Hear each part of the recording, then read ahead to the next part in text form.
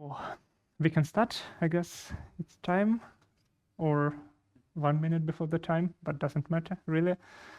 So let's talk about monadic operations and some practicalities of using these things.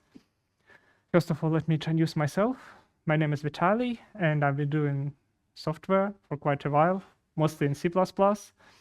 Now I'm working at Remarkable as a part of core team. We do an internal framework, libraries, and partially responsible for CI. Our main product is basically here.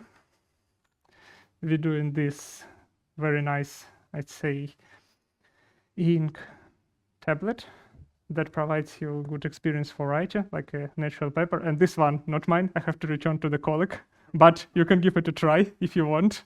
So we have several here. So, and this talk. Basically, first of all, I'm going to briefly explain expected and optional types for you, not in the many details, because there are a lot of good talks about it. You just can explore them. Then show common use cases, why and where we do use expected and optional in the real code. Then some monadic operations and what actual challenges they can solve for you. And then I will give you some tips and tricks from my practical experience, as if you read the agenda of the talk, we've been using those things for real projects for longer than 1 year already, and happy so far, mostly. So in this talk, we are not going to have a lot of theory, even category theory, nothing like that. So we are going to do in C++, no Haskell, no Scala, nothing like that. And of course, we are going to have a lot of practical examples. And if you expect opposite, now it's a good chance to escape the room. So examples, where are examples coming from? I mentioned that we had this amazing device, and we have our internal framework to build the software for those devices. And what we have in very, very high level overview perspective, we have a set of libraries that the shared components. You can think of those like about the regular shared libraries. Then we have modules that represents different sets of capabilities. For instance, now we have colorful displays or marker with charging and stuff like that. And the previous generation, we didn't have it, so we don't need these capabilities. And the capabilities is a set of software. For instance, we have like a bundle of software that represents this particular device or the another device or another, so you can freely combine those modules, again, get different kind of things. So it's our internal platform.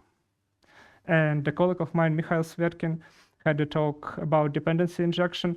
He didn't mention it, but we actually use all this black magic in our real code base, which is kind of cool. So, and well, for this talk, I was thinking like which kind of subsystem we should take. And I decided to use the user interface subsystem because, well, it really nice pictures the intersection of two words, the words like that where we can apply functional concepts and the word where, well, we probably shouldn't apply it or traditionally not applied. And this subsystem is used particularly for collecting windows and widgets from modules. And windows, we are talking like not about operating system mostly, but like say mobile applications. Widget, the small just pieces that shareable between those modules. Then we use the bindings for other libraries, like we don't have custom solutions to bring pixels on screen. We use Qt, but any other libraries can be used and wrapped into our system. And then this subsystem is used for navigation between windows. Like say if you need to open the certain route, that you can go there and open it. We use C++20 in our project. VC package has a package manager. We have a lot of third-party libraries. I'm not sure the exact number, but probably around 30 without transitive dependencies nowadays, something like that. I put some libraries on the slide. So it's ranges, sketch for testing, expected. We don't use one from standard library for a reason I will tell you later about, and Qt for UI on our devices. How many of you are familiar with Qt? Cool. I can skip this slide, but very briefly. So there are two words in Qt, right? You know about this C++ code, C++ word for business logic. in ideal world again, because many people like put business logic in QML. And another one is a QML, declarative things, where you basically declare or show your UI in very nice manner. And this part is also responsible for animations and some other things like transitions and so on and so forth. And there is this big arrow, which means that those two things are kind of tangled in a way, and you can, for instance, take C++ object and inject or expose into in QML context and manipulate some properties, do whatever you want, and then you can do vice versa. But the issue is that those two words use different approaches to many kind of things like error handling, how do you put your logic, where do you put it, how do you structure code, and so on. So that's why, in QML, that could be notoriously hard to do some, good or best practices from the functional programming world. And that's also why it was the choice. Now let's talk briefly about classes. And the second question is, how many of you ever used optional, stud, or some other stuff? Amazing. I can skip a half of presentation. No, I will not. But yeah, and expected? Cool, less. So not half of presentation. But let's talk a little bit about optional without a lot of theory, just practicalities. So what the optional is, it's abstraction that contains value. You can think about it like about a box where you could put something, and it can be empty or with something. So the closest and simplest for understanding abstraction would be stud pair of T or bool. Well, in reality, it's not this way, but that's just for simplification. So, and here on the left side, you can see the real example. So we have a box, optional box. I would use this terminology, not official, but very nice, perhaps represents the meaning. Then we can put something, 42, the number, the integer, and then we are just printing that the value is something. So for printing or something, I use FMT library. We also use it in project, but I guess those string interpolation syntax looks familiar. So how do we use optional in the projects usually? There are not too many use cases, but the perhaps most natural one, as the most frequent, that we use it as a return value when our code or our function can technically fail, but we don't care why it fails. So here is an example of vector, some custom vector that has method index of, assume it's Q vector or something like that. And if the element is in the vector, there is an index will be returned of. If it's not found, there is special auxiliary class, stud null opt, that you can return if it's not found. Later on, you can check it. Another thing, I don't like it much, but I it many times. So you can have the optional thing as a parameter. So when you invoke your function, you can supply the additional argument, and then based on it, do something or do not do something. Here we have a function for resolving URL that just returning URL. So, and if the configuration is supplied, we resolve this URL according to this configuration. And if the configuration is not supplied, we just resolve it somehow differently. And the default value is like stud null opt. So you can invoke this function without the second argument. Good news from the upcoming standard. I'm not sure when we will have it. Perhaps we already have it in some implementations. But basically, stud optional will be iterable stuff because it's like very naturally representable this way. It's either a sequence of 0 values or 1 value. And the difference between this and all other views that you can read the last sentence. So the lifetime of the contained elements, it's bound to the object itself. So it's like view interface, but not non-owning view per se, which is kind of good. We'll see how we can potentially utilize it. I don't have many cases for you now, but just worth mentioning. Or you learn perhaps something new about optional from this. Now, expected. So expected is slightly different. It can either have one value or another value. There are two types, and its closest thing is stud variant of either left or right, or the value or an error. which we use in C++, I guess most of this terminology. The leftmost is a value and the rightmost is an error. Here we have some custom error type, not super important here. And then we put value, and then it acts pretty much like optional. So we can extract this value, print, do whatever, and then if there is an error, we can check. It's also used as a return type for many functions. That the only difference that you might need to know why it fails and perhaps roll back or do something. Say if that's a file system error, you can read another file or just remove something or drop lock or wait or whatever. Here we have loading widget, and this is from real code's simplified and reduced example, but still. So if there is an error, you have to use special wrapper like stood unexpected, and this is required to just distinguish between unexpected and expected stuff, because other than that, well, it will be hard to in terms of implementation. And then if we have an actual result, we can just return a result by value. That would be fine. Where you can get all of those nice abstractions.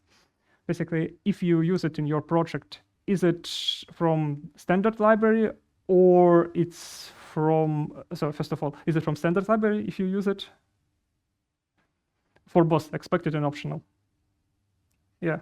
Okay, so that's very cool. It means your toolchain allows it. So, but if you have more toolchains, like say some mobile toolchains that are outdated and you cannot upgrade and some other things, so you most likely will be using them from Conan or VC package. We use our from VC package for this exact reason.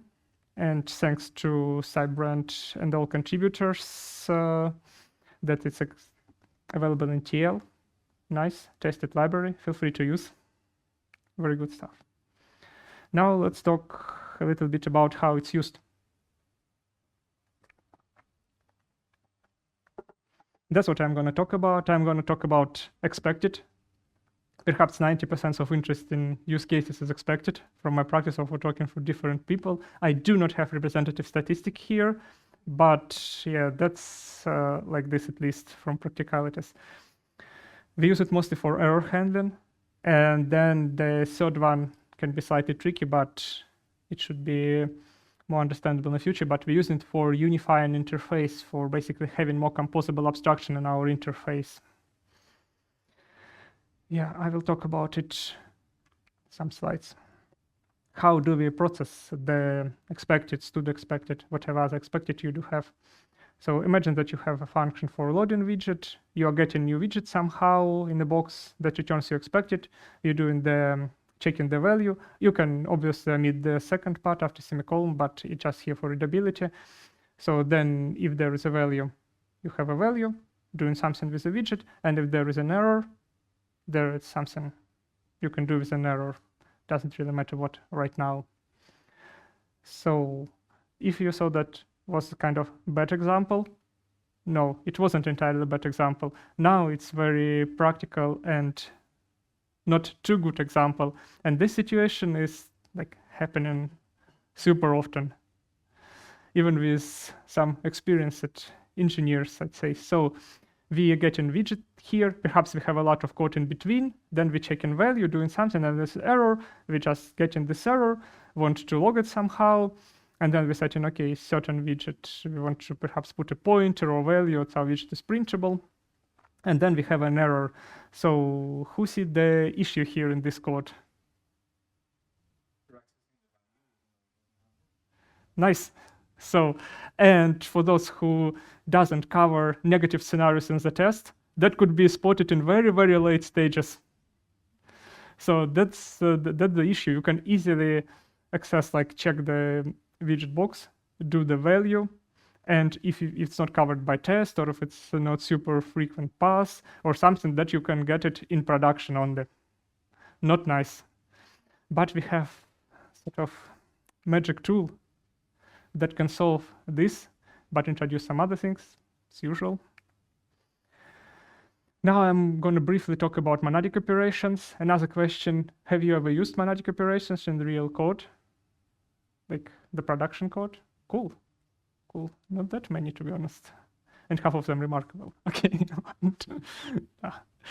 Okay, I'm just going to briefly explain the operations. There will be 4 of them, and the top example is a regular one, the procedural style, and the bottom stuff is what you can do with monadic operations. So this example you're familiar with, you just check in some code with and then if there is something, you do operations, and the alternative branch is not interested for us right now. Then expected has and then method where you can pass a function that accepts not the expected, not the box itself, but the actual value. So and then you can do something with that and then return the value. There are some limitations for this operation, so it should return another expected, and the error type should be the same as it was before, but here you have some, well, freedom to change the return type of widget, at least in TL. It should be the same for standard library. I assume there are not too many deviations, but you have another routines to map the value type as well. And here, as you may see, that's notoriously harder to do something with the box itself, because this function will never, ever be invoked if expected has error. So this one will be invoked only if it has a value, which is kind of cool. Another thing I briefly mentioned is a transform. Say we have a widget and we have some unique IDs of these widgets, whatever it is, just UID or something.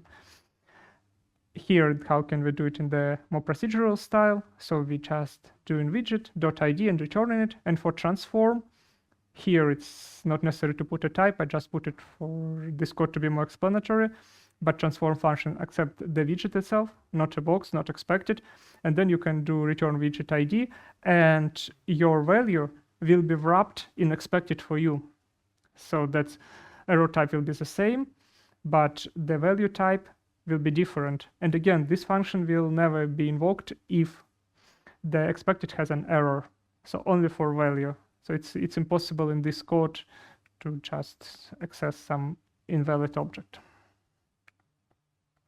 Or else, another monadic stuff that allows you to handle the alternative branch.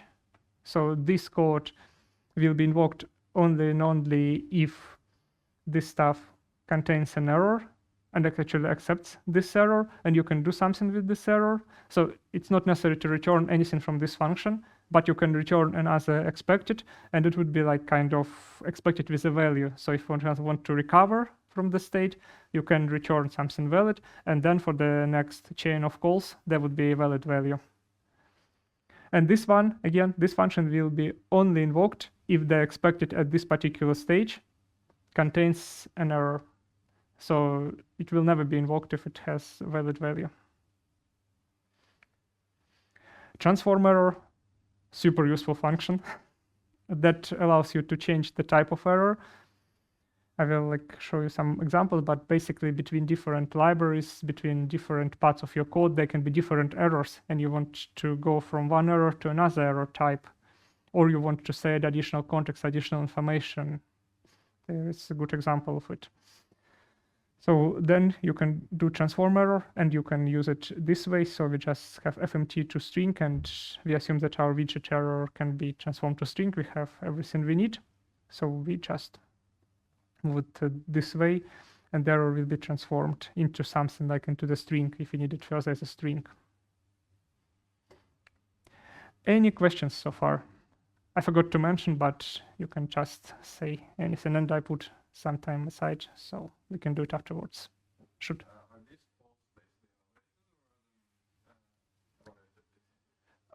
They evaluate it instantly, so like the chain is evaluated and then they evaluate it. But of course, say, as I said, if there is a different kind of value, so they will never be invoked. But the expression itself is evaluated instantly. So it's not laziness in this manner. And the same for functions arguments. And here we have for practical development, because practical development in mostly about people interaction in most cases rather than code. It's not only about monadics and stuff, but it's a very good case to mention it. And we have 3 pillars here. The first one is people, and the probably key part. Another important thing is the software design or architecture of the software. And then you should start doing the functional approach where you don't go in like a top down, but basically go in opposite direction where you have small pieces, then changing it to a functional approach, and then they build the entire app. Let's talk about people, and not straight away. Here I have 2 examples for you. Left right is confusing. Please read it. It's pretty much the same. So, and then you can see me like, who thinks that this part is better by all means, like readability, maintainability, whatever criteria you have. So who thinks that this one is good one or better than the another one? Raise your hand. Okay. So, and for this one, again, no, you cannot vote for both. Choose one. Okay. So that's very good. And that's like kind of represent a little bit the selection. Many, like a lot of experienced developers, they telling, okay, fine, this procedural like style, it's much better. I can clearly understand what's happening here. So I don't need to even learn the abstractions like transform. I don't need what to do and then. I don't need to chain calls. If I need, I can move like the separate functions, which will probably be never done, but still. And now let's talk a little bit about observation. Like, functional programming in general can be super complicated, like overcomplicated for many.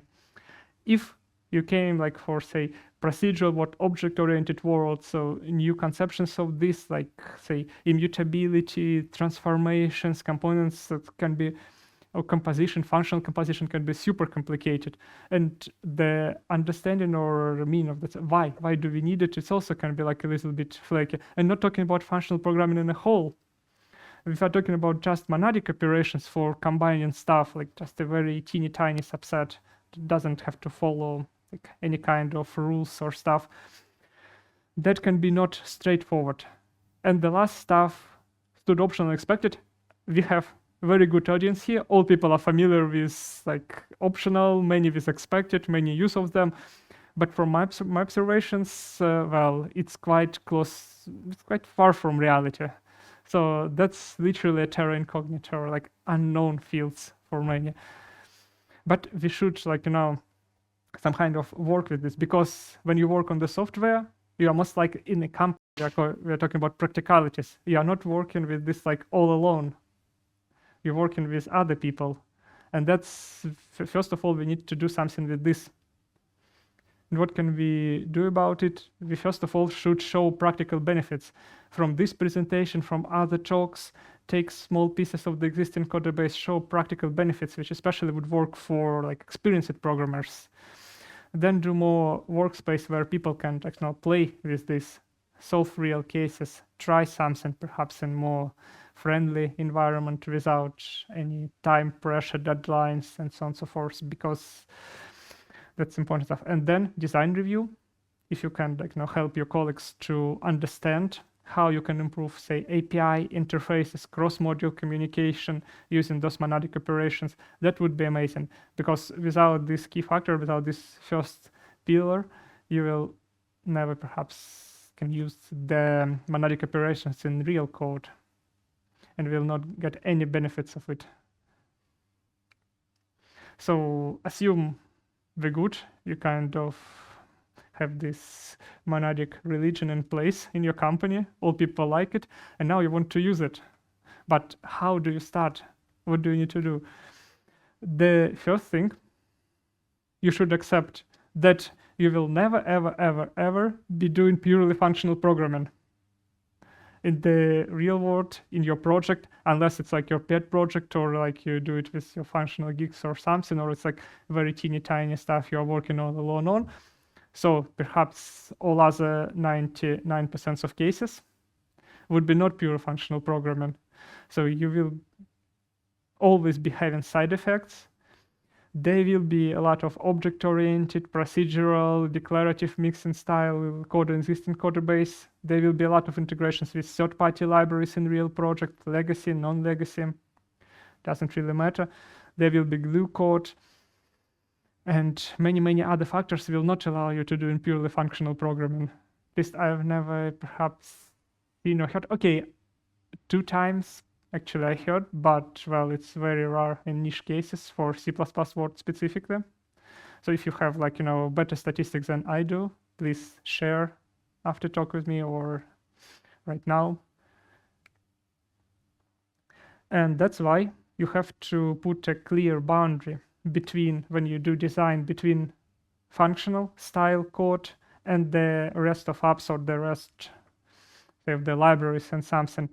And in the first part, like where you do functional solutions, so you can apply best practices, having referential transparent functions, whatnot. And the second part, that can be perhaps difficult to implement or doesn't make much sense right now. It's like login. I have some examples here as well. Integration with UI libraries, other glue code between third-party libraries. Here you will probably not be using those stuff, and that's the second part. This is a boundary. For login, there are some tools, but still I haven't seen them widely used and accepted even in functional programming world. So, and where is this magical boundary? It's usually either class interface. Remember, like perhaps no purely functional interface. You most likely will be having classes and object-oriented programming. And that can be a library interface as well. So like the same library, I mean like the module or something, the set of classes that represents some highly coherent functionality. I have a very nice example from our practical code. We have a class called window layout. This is represented by, hope it's nice, yeah. That's interface for this class for manipulating layouts, and then there's certain implementation when we have windows that should be opened like a stack menu. The new window coming like a top of another one. It's a regular pattern, I guess, when you do it on mobile phone. And then we have very distinguishable boundary here. And then we have the class in UI namespace window layout. They're supposed to be used in the QML or Qt context. Let's talk a little bit about this class. Those are very simplified and reduced. We have layout class, a window layout that has an interface that can be used for, say, adding windows here. We have URI, and this class returns expected. We have like sort of not our own expected, but our own alias for expected, and by default the return type is void, so that's why you can omit it here. But let's assume this void. So, and this operation can fail, and we might need to know why. And that's how we can use it in a certain implementation. We have window layout stack. Then the URI that passed, first of all, we load in windows, then we adding it to layout, then add an active window, and then adding like window layout prefix for an error. We can use transform function here because we just altering our error, but for like historical reason there is or else is used. So that's, by the way, this interesting piece. That's how your code can look like if you use Monadics fully. So, and this can be like, also complicated for many people, at least from the beginning. So that's why I want to highlight that the people factor is super important. But anyway, so you have it, and it's written like in a functional style. And this is also like a combination with object-oriented programming. So we have an interface that we can chain on. Very cool. We like it. So, but then we need to use the same class in another world, in the Qt one. So we have the class that inherits from QObject. There is a macro, I don't need to explain too much, but to inject some meta information here. There is a property that follows active window change. And we have the implementation here. And this has a pointer to the layout, some certain implementation, and then simply invokes it in another namespace inside of UI namespace. I just didn't put it on slide because it will not fit otherwise. So, and then how we use it, we do this stuff, and then we add in window by URI to the layout. And if it fails, we just print in an error. So that's how it handles in QML world. We just print everything in the default error context. Not that I'm a big fan of it, but that's how Qt handles it, and that's how UI engineers used to use it. So, and there, the entire class of it is a kind of a boundary where you stopped using the functional stuff. You wrapped your functional interfaces right here, and then start using object-oriented integrational part and some other stuff. So that's very good approach, and this is like perhaps one of the way I would recommend how you organize your code in a way. And what did we achieve by this? We have an integration with existing code base, which is already cool. So we have our abstractions, our monadic abstractions, safe, chainable, with propagation error and thingy, but it's integrated with the current code base. We have monadic interface, the advantages you saw. And then we separated functional and non-functional code. In a good way, there might be some engineers who don't want to work with this code at all, so they don't have to touch it, which is very nice. Perhaps not what we want to do, but still. I also mentioned small steps. With the existing code base, that can be super hard to, well, to got the thing I showed you before, like this one at the very beginning. If you already have existing something, that can be hard. So what can you do and where you should start from? You should start with implementation details. So you can, even if you have the non-monadic interface of your class, you start with small implementation detail on the functions anonymous namespace, or some simple private method that are not part of the interface. Then you can partially change the interface. Then you can go to fully change interface, the unified, to return all monadics. And then optionally, which is like good things to do in many cases, you can drop class entirely, because your interface can be the set of function, and you can have a state that just travels between those functions.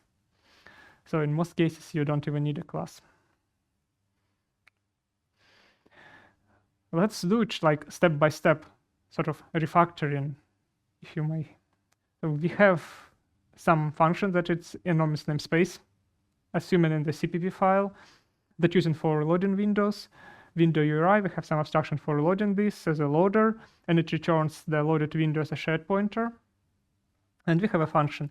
Assume it's an old function interface. We had an interface that returns bool only, but assume the same. So, and we have it like this. So if there is a window, we do something with a window, all of the same chain of transformations.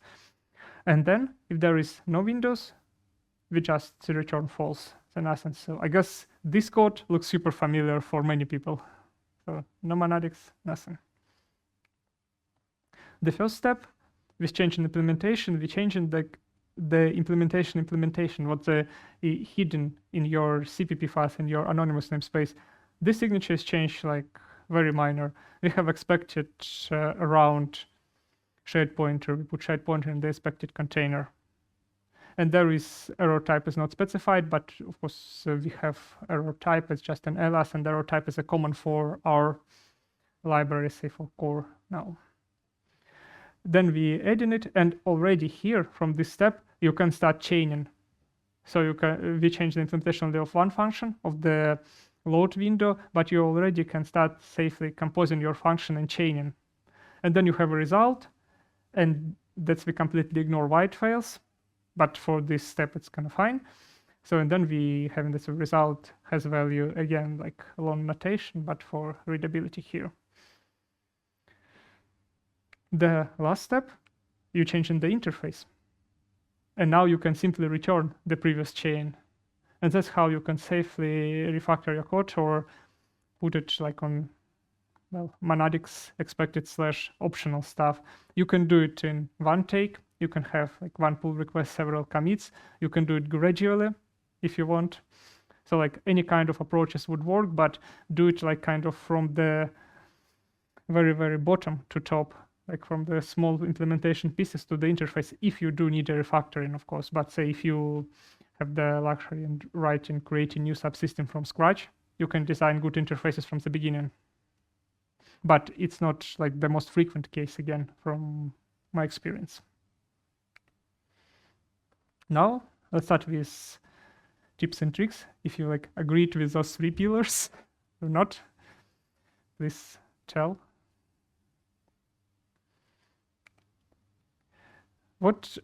First of all, I want to make some like assumptions here. So you can be at the very beginning of your journey. So you don't have a lot of well-defined practices for using monadic operations in your code base, but even if you do, you will learn some useful stuff and you perhaps adopt. And there are not too many functional programming libraries that's already written by someone, implemented, and so on, because it also gives you some, well, I would say some best practices, so just code style changes and whatnot. First of all, yeah, I start with 2 or 3 perhaps controversial points, but use less lambda functions. Perhaps, yes, in functional programming, function style. The thing is that lambda functions in C++ is a super powerful tool. It's super flexible. You have amazing control over your capture list, over how you capture, what you capture. It's perhaps the most flexible lambdas I've ever seen. And yet, it's super noisy, if you can compare, because this flexibility is not required for perhaps 90% of use cases again. And it's yet another food gun, because who has ever had issues with, say, a lifetime of the things that captured in capture list? Yeah, so not that many, lucky people. Still, what you should use less, because lambda functions themselves, they are very good. However, if you use a lot of nested lambdas, and if you ever seen like this very, very long ladder of lambdas, or callback hell, call it whatever, it doesn't look nice. It's not readable at all. Please don't do it. Long lambda functions and long functions in general, like if your function is like super long, I will not give you exact numbers, but it's like, if it's something like this, it's probably not bad to be a single function. Lambda, not lambda, doesn't really matter. Please decompose it.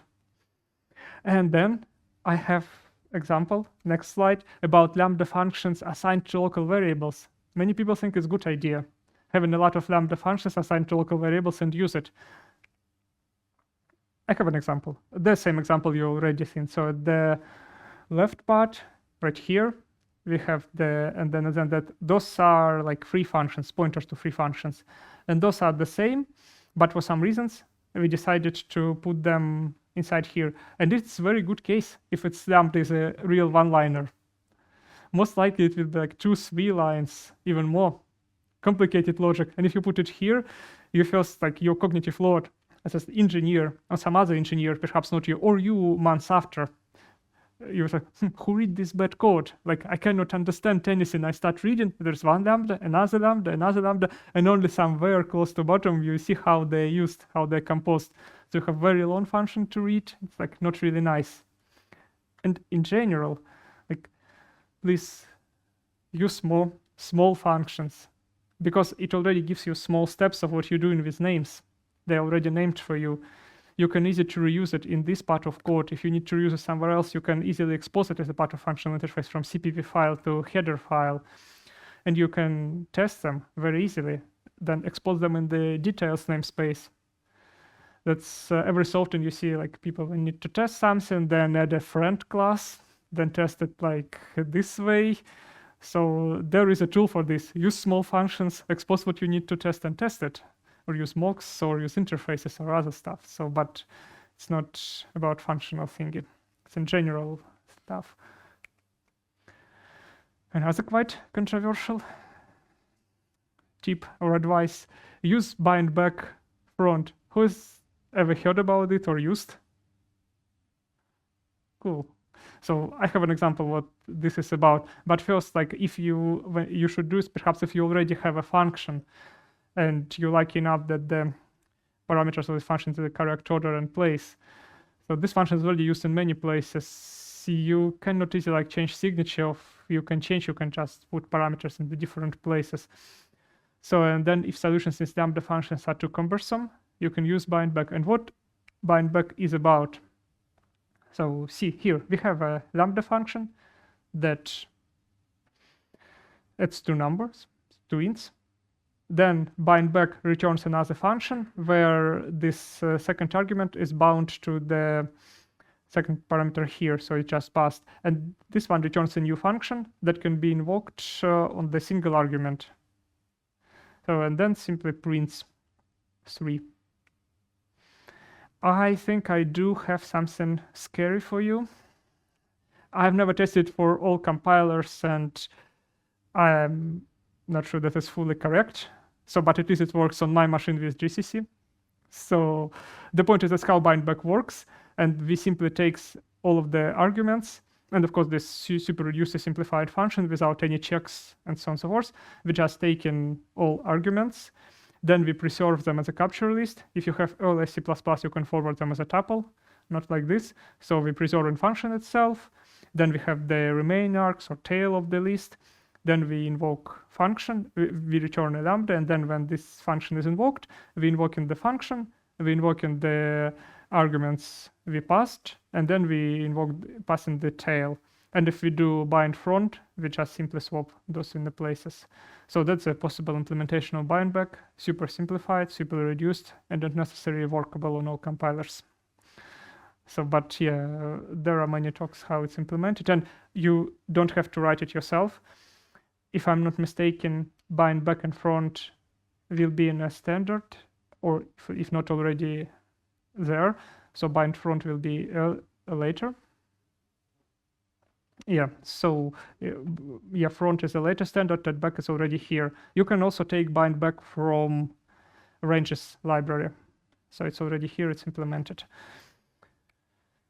So, and the example of usage bind back right now, assuming you have the function and you want to add some error prefix here. So see that those functions, there are accepts 2 arguments. So the first would be error string that should be passed, and the second one is a prefix. And then you just simply add in the prefix, say it's going to be window layout or something when you want to add it to an error to add more context, for instance, and you simply return unexpected. But the point is, if you pass this function as is to the or else, it will never be compiled, because this function, this requires like 2 arguments, not 1. For this particular small example, you can probably use lambda function as one-liner, but more complicated examples can be also here, and those examples can be long functions that already used somewhere in your code. Or it can be even the method of some classes. That's where you need to use bind front, because you need to bind an object in front and then invoke it on stuff. So that's how you can use it. You do in bindback, you bound the stack layout view to the second parameter, and then it returns a function that can be invoked only on an error string, which we are assuming that the error type for our expected. So that's how you can use it. And there can be much more arguments you can pass, and additional context. Yes, I see a question.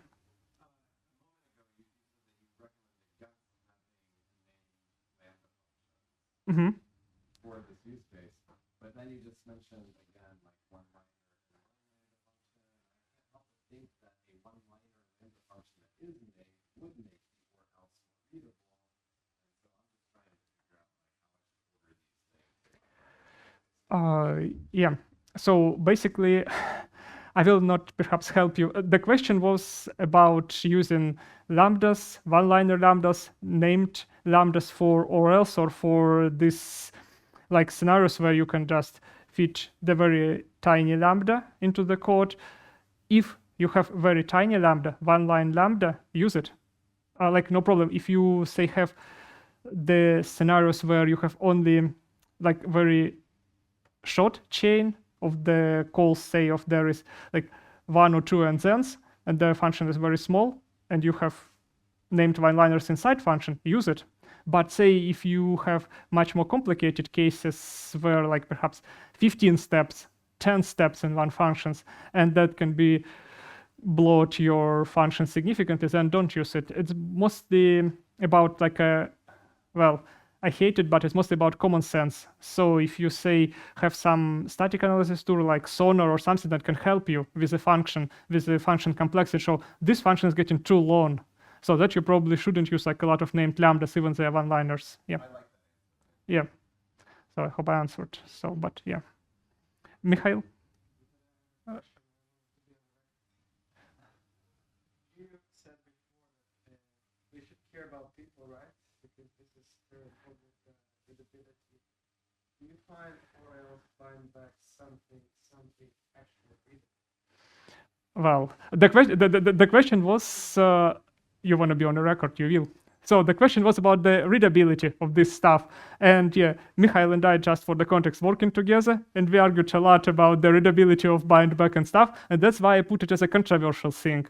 So it can be good and can be bad, but you should accept certain rules across your code base, whether you use it or you do not use it, whether you think like, among all developers that is good or whether it's bad for you, because there is no like universal thing. With third-party libraries, we can have applicatives, we have some other things that can help you to deal with this.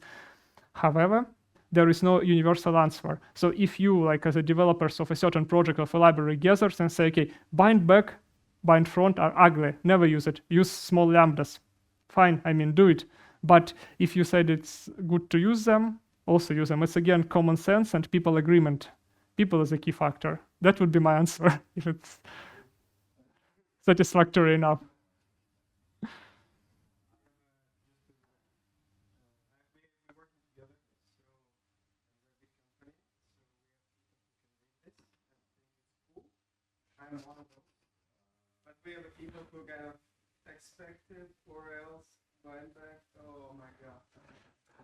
Okay, there was a comment about external remarkable talks about bind back or not bind back. Yeah, we had a few discussions, but in our company, we are still kind of not in the conclusion. That's why it's not fully accepted, and that's why we use it in a very limited libraries, like limited subset of libraries.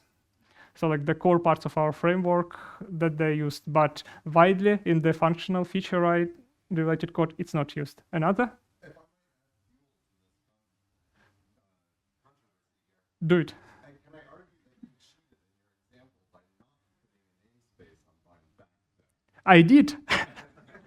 So the comment from Jason was that there is no namespace in front of bindback, and this is a fair point.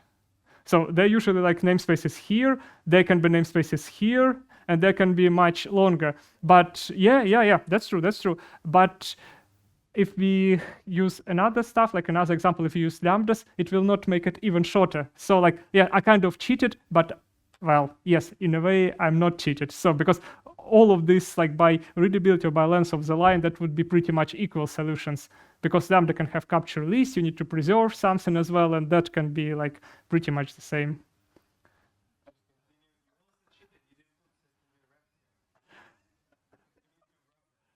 Unfair, it's a string view, but yeah.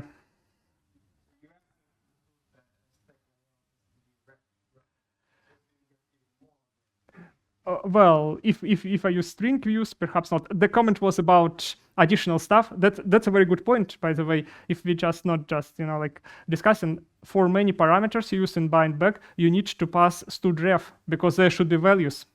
So you cannot freely bind regular references. That's the point. So if your function say here, if it was the second parameter was just a regular reference to something, you want to alter something in your function, that you should use studref to wrap it. You will not be able to pass in bindback without studref. So that's a fair point. It's a good one. So any other comments about second controversial stuff, because I have more? No? Okay. We should be fine in terms of time. So this one is another controversial part. So I would recommend to have more easy chainability of the function, to make all functions to return composable types like expected or optional, even if you do not need it. So because here it's like easy to chain them. You don't need to use any other third-party libraries, and it's a very good option for the beginning while you don't start using anything else. Here we have an example that some internal details where we removing from layout, we have an iterator to map of windows, then we have the windows themselves and the stack, and then we are erasing stuff. And see here, that's like potentially nothing can fail, or if something can fail, the iterator is missing or something, we don't care about it. And we simply return nothing, so but void.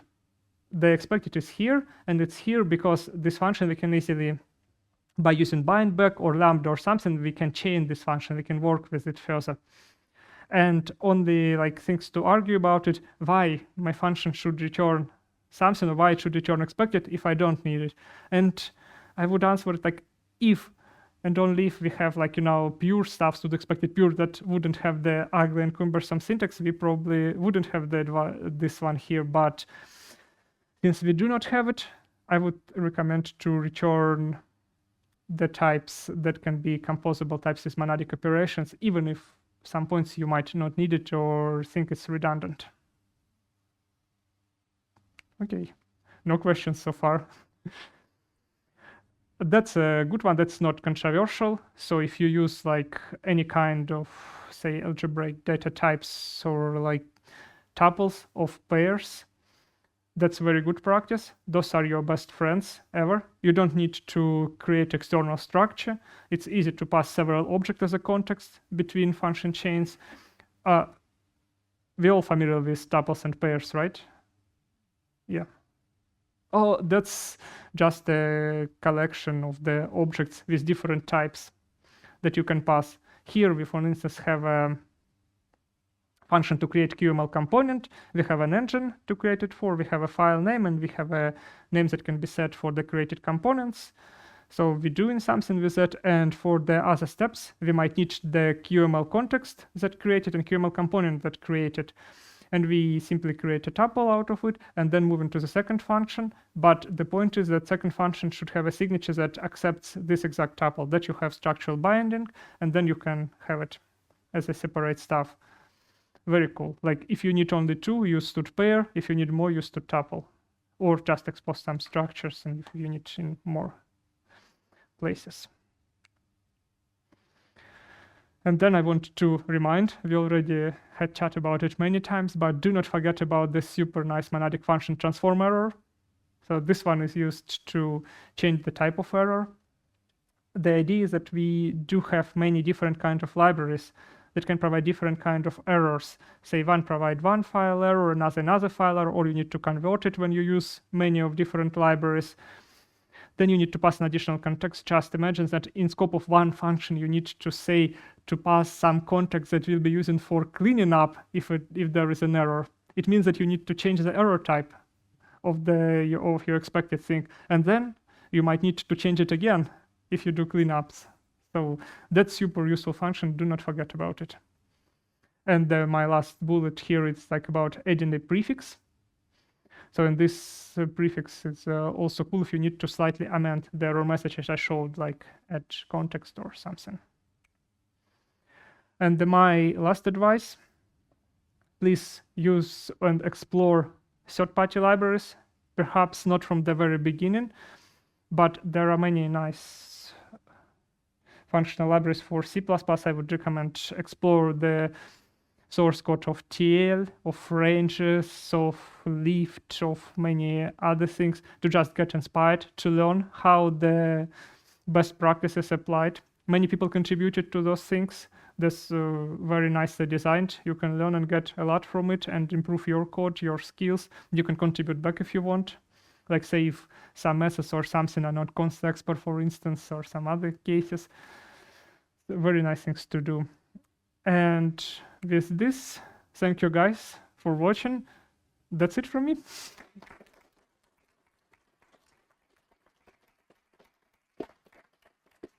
Any questions, please shoot.